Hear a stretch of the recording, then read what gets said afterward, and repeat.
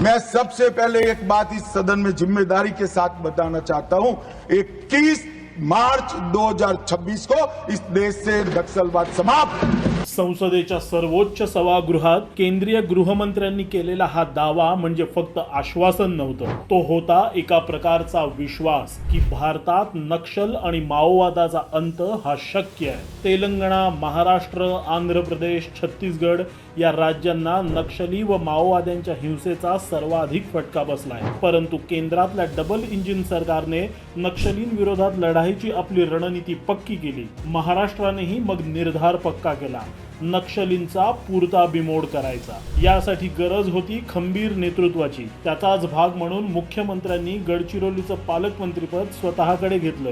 गडचिरोलीत नक्षलींविरुद्ध लढण्यासाठी पोलीस दलाचं आधुनिकीकरण, C60 सारखं स्पेशल पथक तैनात करण्यात आलं।